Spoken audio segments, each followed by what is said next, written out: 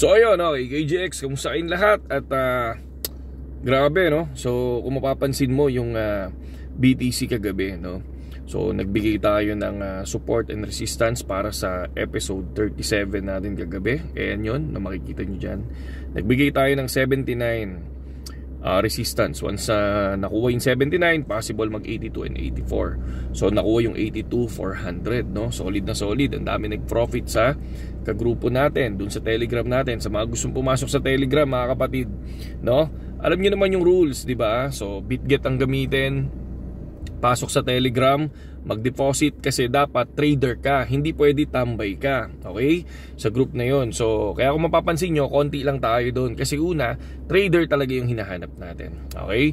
So minimum, sabi nga natin, is 50 to 100 USDT yung kailangan na asset mo, okay? Para may pang backup ka, okay? Sa episode 1 to 37 naman natin is 2 beses lang tayo nag-break even dyan, okay? Episode 29 and episode 136, I think 136, pero max BTC profit yun nangyari. And then syempre, singit ko lang sa inyo, no, nakakaawa yung mga nag-invest sa Pi, no. So kung mapapansin mo, isa siya sa top 5 at napakalaki nung binaba ni Pi Network, di ba?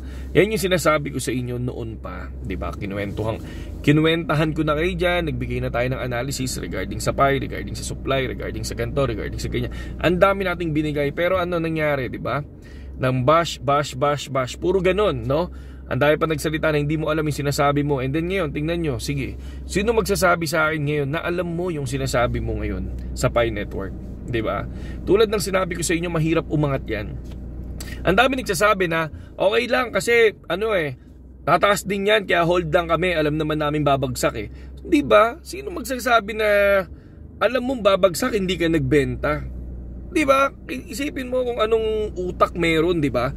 Yung mga nagsasabi nun, di ba? So sila yung mga tipong nagpa-hype doon sa mga taong in-invite nila at nag-invest. Yes, walang nag-invest na iba. Merong ibang hindi nag-invest dahil nagmina. Pero karaniwan na pumasok sa exchange yan, automatic yan, may mga nag-invest yan, di ba? So kung isa ka doon at isa ka sa nang hype yan sa mga yan, sayang, no? Kumbaga kawawa yung in-invite nyo dyan. Okay? So ang pinakamagandang gawin dyan, swerte ng mga nakabili nung mababa, no? Pero napakamalas na nakabili nung sa taas.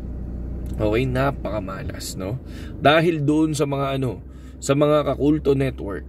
Dahil dyan, di ba? So makikita nyo, sobrang wala, di ba?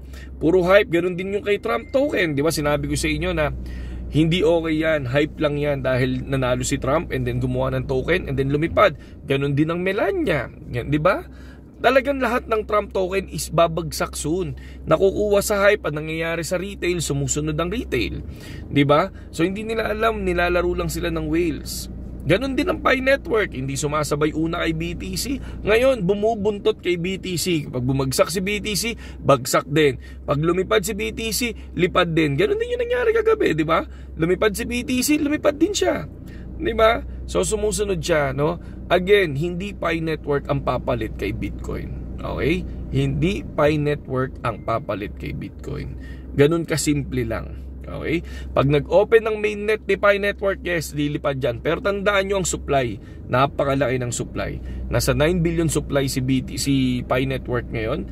Ilan ng market supply, ilan ng market cap para makuha niya yung 4,000 or sige, yung 3,000, yung 314,000 US dollar na lang. Ilang supply ang kailangan mo para makuha yan? Diba? Walang sariling pera ang Pi Network at walang magbibigay, no, ng ganun, ng kotse, tapos ipambibili mo Pi Network, tapos ang presyo ng Pi Network is kinukonsider yung 314,000 US dollar. Walang tangang gagawa nun. Mark my word, walang tangang gagawa nun. Okay? So sa mga naniniwala dyan, mga idol, no? Good luck sa inyo. Okay? Good luck sa inyo. Maraming beses na tayong tumama sa lahat ng sinabi natin. Ngayon, ito yung panghuling sasabihin ko sa inyo. Good luck sa inyo, mga kapatid. Okay? Mas maraming token na may mas malaking potential.